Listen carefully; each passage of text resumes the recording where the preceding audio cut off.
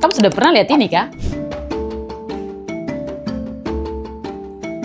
Tapi ketika kita mau jaga ini semua, perjuangannya berat sekali. Hutan Papua sedang dirusak oligarki. Hutan kami dipatok-patok oleh korporasi. Emas dikeruk, sungai dan sumber air dicemari. Belum lagi proyek food estate yang katanya untuk ketahanan pangan nasional. Tapi justru bikin kitong pangan lokal makin tersingkir dan hak hidup kami terancam.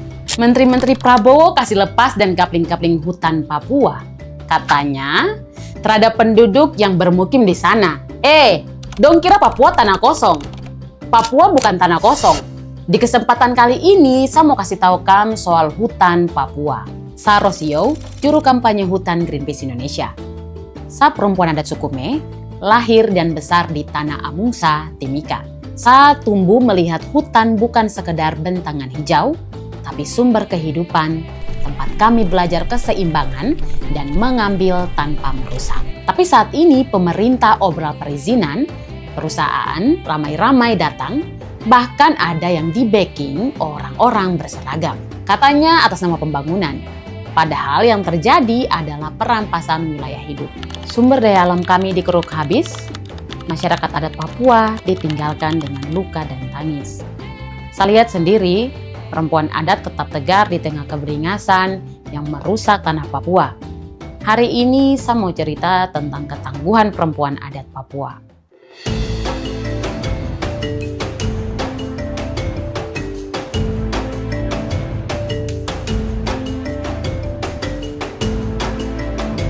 Hutan Papua adalah salah satu benteng terakhir Indonesia, bahkan dunia, dalam menghadapi krisis iklim.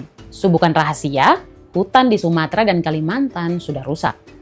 Tapi apa masyarakatnya sejahtera? Banyak yang tidak tuh. Masyarakatnya malah kena kabut asap dan banjir, sementara oligarkinya berpesta. Hingga 2019, lebih dari 168.000 hektar hutan alam Papua sudah dikonversi jadi sawit, setara hampir 3 kali luas DKI Jakarta. Izin-izin itu dibilang atas nama pembangunan, tapi Greenpeace temukan pelanggaran di 25 dari 32 perusahaan yang beroperasi di sini. Bahkan nama-nama besar dari menteri sampai anggota DPR tercatat di perusahaan yang dapat izin itu. Mereka berdiri di atas tanah kami, menukar hutan dengan janji investasi. Sudah lama kitong hutan diserbu dari semua arah. Sejak 1967, perusahaan tambang emas dan tembaga raksasa beroperasi di Tanah Amume dan Kamoro tempat saya lahir. Belum lagi sawit yang ancam suku Ayu, food estate dan kebun tebu di Merauke, dan tambang nikel di Raja Ampat. Papua dikeruk alamnya, tapi masyarakatnya tetap miskin toh.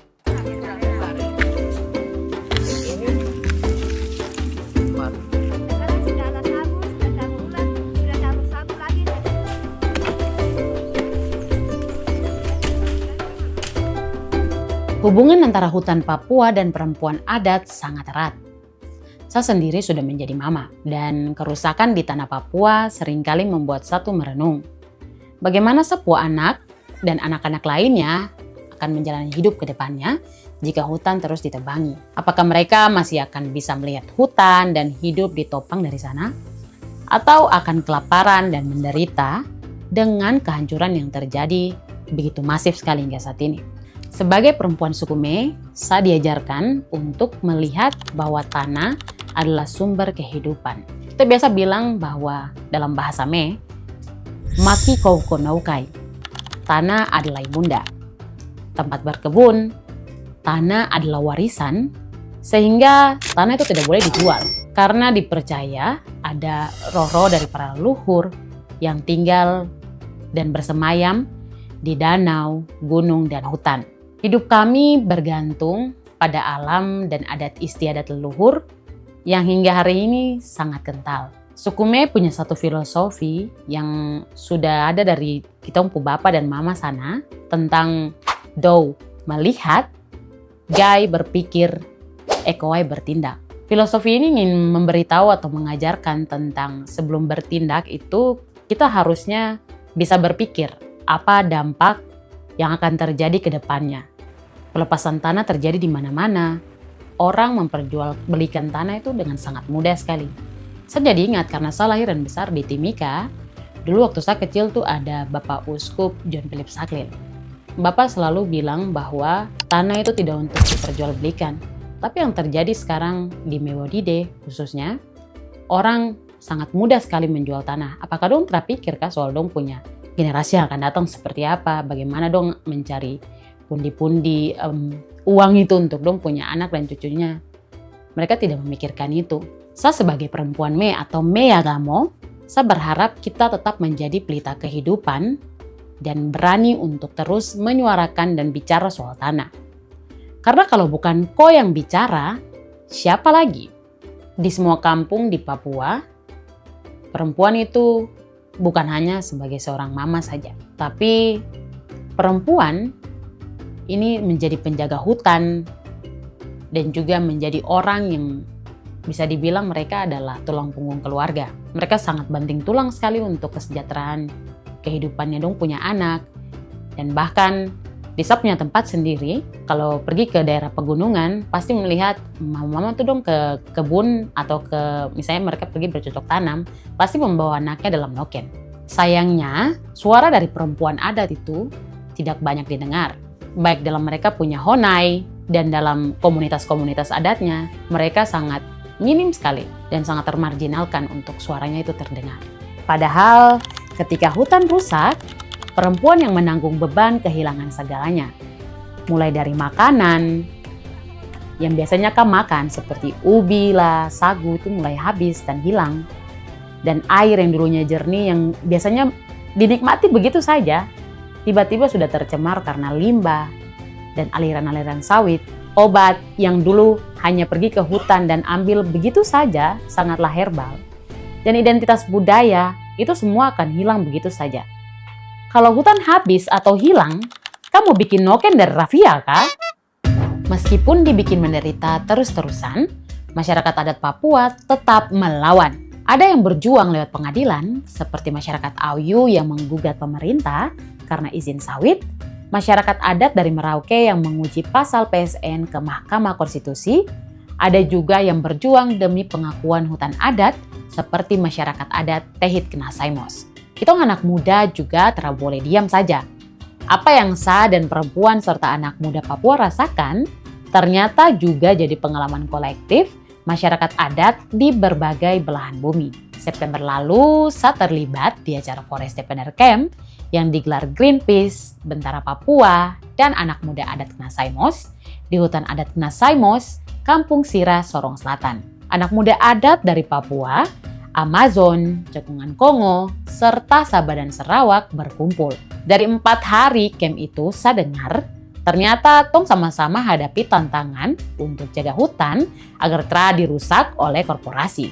Teman-teman yang berkumpul merumuskan dan menyepakati seruan yang disebut Deklarasi Sira.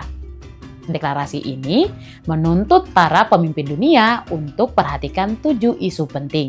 Pertama, pengakuan dan perlindungan hak. Kemudian, partisipasi bermakna dan kepemimpinan masyarakat adat, serta keadilan gender, juga penghentian kekerasan termasuk oleh militer dan perusahaan, dukungan untuk solusi yang dipimpin masyarakat adat, serta akuntabilitas global dan integritas masyarakat sipil. Dari Papua, saya akan membawa pesan dan tuntutan pemuda adat lintas negara ini ke COP30 di Belém, Brasil. COP30, barang apa itu? Jadi sebentar lagi para pemimpin dunia akan berkumpul di Brasil di pertemuan COP30 Forum Negara-Negara Anggota Konferensi Iklim PBB untuk bahas persoalan iklim. Tahun ini digelar di Belém, kota di tepi Amazon, hutan hujan besar seperti di Papua. Karena itu COP30 akan jadi COP penting dalam sejarah. Untuk pertama kalinya, dunia tak bisa lagi tutup telinga dari kenyataan ini. Bahwa tanpa masyarakat adat tidak ada solusi iklim. Karena kitorang garda terdepan pelindung hutan. Kitong ingin COP30 jadi titik balik, bukan cuma bicara tipu-tipu. Tapi mengakui peran nyata masyarakat adat, termasuk peran penting perempuan adat, pemuda adat, serta pengetahuan leluhur dalam menjaga keanekaragaman hayati dunia. Dunia mau jaga hutan tapi terlibatkan masyarakat adat? Bisa lah. Masyarakat adat harus diakui dan dilibatkan dalam tiap keputusan penting ini. Tahun ini juga ada pendanaan global baru bernama Tropical Forest Forever Facility atau TFFF. Lain kali saya jelaskan karena ini cukup bikin pusing. Intinya dana ini katanya untuk bantu masyarakat adat jaga hutan mereka. Tapi bagi kitong, bantuan bukan hanya soal uangnya, tapi soal kepercayaan yang diberikan. Jangan lagi ada solusi tipu-tipu atau dana yang dinegosiasikan tanpa dengar suara kami. Kitong yang paling tahu bagaimana menjaga hutan. Jadi, biarkan kitong menentukan sendiri bagaimana kitong cara jaga hutan. Tong masyarakat adat terdatang ke COP30 untuk minta kampu belas kasihan. Tong datang untuk menuntut pengakuan. Kitong mau supaya dunia berhenti bicara tentang penyelamatan bumi tanpa menyebut kami punya nama, masyarakat adat. Hutan Papua adalah paru-paru dunia. Jika dong berhenti bernafas, dunia pun akan kehilangan nyawanya. Jadi kepada para pemimpin dunia, kitong hanya ingin berkata, jangan ajari kami tentang solusi iklim. Karena kami sudah jaga alam sejak sebelum dunia kenal kata krisis. Kitong telah mau berjuang sendiri. Tong perlukan punya bantuan. Iyo, kok. Apalagi kan generasi muda yang akan menjadi pewaris akhir dari kerusakan ini. Ikuti sapu perjuangan ke COP30 Brasil dan mari suarakan isu ini sama-sama. Jangan lupa untuk terus desak pemerintah Indonesia dan DPR RI supaya segera sahkan RUU Masyarakat Adat.